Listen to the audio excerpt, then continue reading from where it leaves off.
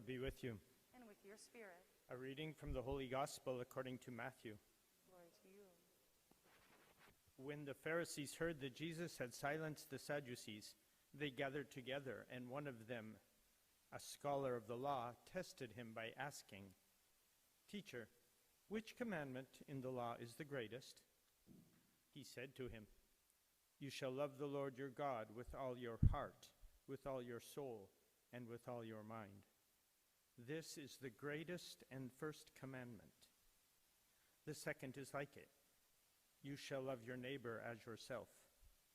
The whole law and the prophets depend on these two commandments." The Gospel of the Lord. Praise to you, Lord Jesus Christ. Good morning. Good to be with you here today. You know, as here living in our nation as Americans, as the election day draws near, and as we struggle in our ever more secular and divided and complicated world, I imagine that most of us would probably admit that we're kind of worried about these upcoming elections.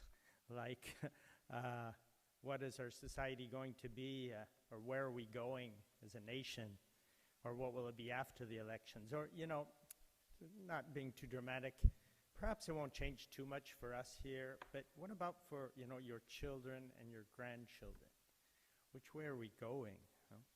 You know, us human beings, we thrive when we feel security and we have peace in our hearts. But probably most of us would admit, you know, with everything going on, that we're kind of worried about those type of things. Not too sure about, you know, the well-being of our future. Well, Jesus, I think, proposes a response to that in our gospel today. And what does he propose as an answer to that unrest? Well, one way of looking at it, one way that I find very useful, is he gives, it's one word, his answer. And that word is order. Order. So why do I say that? I say that because St. Augustine once, in his brief and brilliant way, as he always wrote, he once wrote a very brief definition for peace in 2 words. His definition in peace, it was Latin, of course, but we'll translate it. It was tranquillitas ordinis. That's what peace is, the tranquility of order in our hearts, right? Tranquility. Peace is having everything in us in order. And if we have that, we have the stability and the strength to face whatever problems are going to come tomorrow or in the next week or after the elections or in the decades to come. If we have that order within ourselves. So what does Jesus say in our gospel today? He says, well, there's a first thing. In this ordering of our interior lives, the first thing, the most important thing that we have to do if we want this tranquility of order in us is love the Lord your God above all things and with all your heart, mind, and soul. That's the first thing. And you know what the second most important thing is? Love your neighbor as yourself. So Jesus is already proposing to us an order that we have to set up in our interior lives in order to be able to face whatever complicated and difficult problems our society might throw at us in the future. You know, and you know what that means practically for us? This is almost heretical to say in America today, but it's what that means is the most important thing is not who is going to be elected on November 3rd. That's not the most, it's actually far from it. It's far from it. It is important, and I will admit that it is.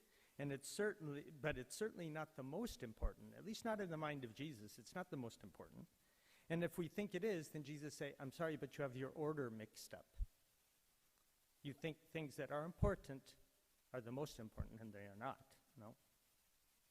You know, neither President Trump nor our former Vice President Biden will save us. They can't save us. Only Christ saves us. And that's the most important thing in our lives. You know? At least that's how I read the gospel today. And I personally, I think that's the best way for a Catholic to approach politics and the many complicated and difficult questions and divisive policies that are out there? How does a Catholic approach them and face them in a mature Christian way? Well, I think, of course, we should stand up against unjust institutions and practices. We should certainly vote for the candidates closest to our Christian values. That is our duty as good citizens, right? But for the mature Christian, you know what? The real battle is not there.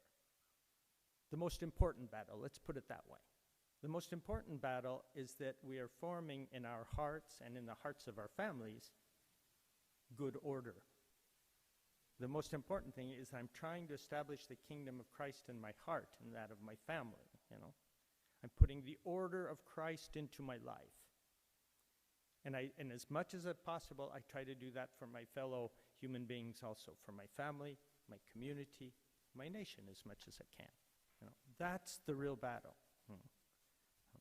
If we, and I think if we do that, you know what? I think politics will follow. If we have enough people who are really trying to put the order of Christ in there, I think politics will follow. And I'm very skeptical that it happens the other way around. You know, that we become better people because, you know, that we essentially become better people depending on who our president is. I don't think it's true. No. We essentially become better people depending on our relationship with God. Right? So recently, I was in a conversation with someone, and we were thinking about probably two of the most Catholic countries in the world right now, Mexico and Poland. Well, if you think about their history, both of those countries had disastrous political regimes reigning over them for years. And I mean, in Poland, it was over 60 years of atheist communism. In Mexico, it was a Masonic anti-Catholic government for about 100 years. And you know what? Well, the people had their order so well inside, miraculously, it really didn't affect them that much. Well, it affected them. It affected their material well-being and all that. But it didn't destroy their faith. It didn't destroy their customs. In fact, the contrary happened. And why did that happen? Well, perhaps I'm wrong, but I think it's because they had the right order in their hearts. They said, well, you know what? Yeah, our politics are crazy perhaps, but God's first anyway. And they stuck to that. They stuck to it. So, you know, I don't like to preach about politics. That's why this isn't really about politics. But I think we should all vote. Please do vote and vote wisely on November 3rd, you know. That's our duty. But I don't think we should be anguished about it. We shouldn't really worry about it so much. You know what we should worry about? Is like a relationship with God and with our neighbor. That's pretty concrete. That happens right away. That we can take care of, right? Work on that, and because I think they're far more critical, and you know, I even think that in the end they're far more powerful than whatever political decisions our country might make in the future. Isn't that true? I think it is, you know. It's what determines if we are a better human being or a worse human being. And that's the beautiful message, I think, in our gospel today. The scribe comes up and says, Jesus, what's the most important thing in life?